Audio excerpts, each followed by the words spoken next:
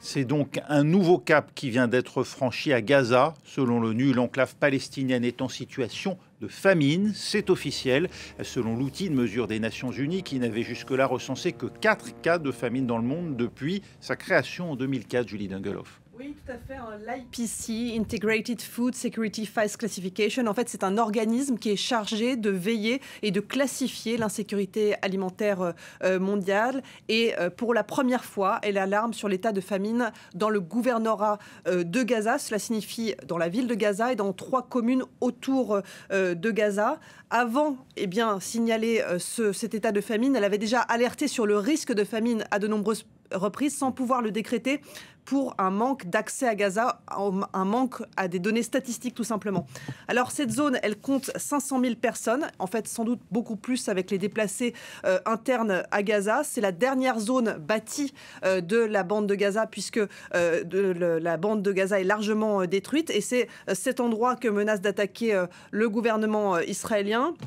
Vous l'avez dit, Raphaël, depuis sa création en 2004, elle avait déclaré l'état de famine qu'à 4 reprises. La dernière fois, c'était au Soudan l'an dernier. Et pour mieux comprendre comment travaille l'IPC, en fait, il faut se pencher sur les critères qui mènent à décréter l'état de famine. D'une part, c'est quand au moins 20% des ménages manquent de nourriture, quand au moins 30% des enfants souffrent de malnutrition aiguë et quand 2 personnes sur 10 000 meurent de faim par jour. Concrètement, aujourd'hui, ce que donnent les données statistiques, c'est qu'un tiers de la population de Gaza passe des journées sans manger, que 20 000 enfants ont été reçus ces derniers mois, admis à l'hôpital pour des traitements de malnutrition aiguë.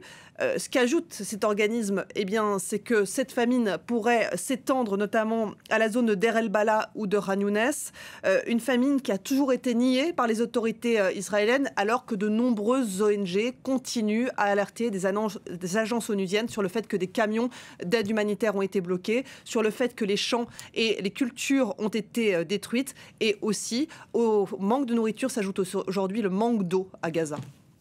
Et c'est dans ce contexte, Julie, que le ministre israélien de la Défense menace non plus seulement de prendre le contrôle, mais de détruire la ville de Gaza.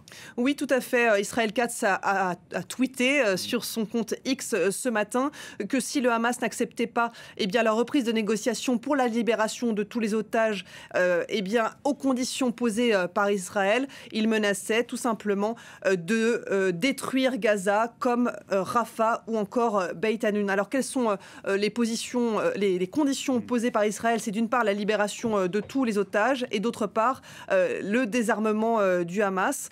Benyamin Netanyahou qui a déclaré à ses troupes que son cabinet avait approuvé le plan d'assaut massif sur la ville de Gaza, et ce malgré l'opposition internationale qu'on a vue ces derniers jours, malgré l'opposition aussi dans les rues du pays.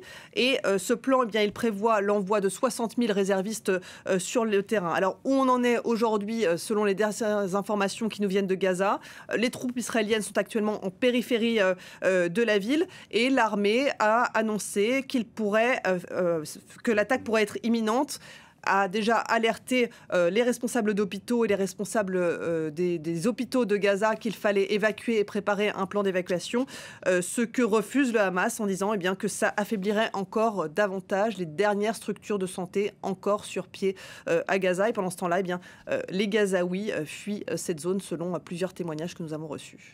Et pour documenter ce qui s'y passe, 27 pays, dont la France, appellent Israël à immédiatement autoriser la présence de journalistes étrangers à Gaza. Oui, c'est la première fois que des pays se joignent à une tribune de ce type. Elle a été mise en place par la Coalition pour la liberté des médias. Ils demandent donc l'accès immédiat à la bande de Gaza pour les journalistes étrangers, mais aussi la protection des journalistes gazaouis. Il y a eu de nombreuses tribunes que France 24 a notamment signées pour demander l'accès à la bande de Gaza et la protection des journalistes. Depuis le 7 octobre, aucun journaliste étranger n'a pu rentrer dans la bande de Gaza, si ce n'est en embed, donc embarqué par l'armée israélienne. Et selon RSF, Reporters sans frontières, donc ce sont plus de 200 journalistes gazaouis qui ont été tués depuis le 7 octobre.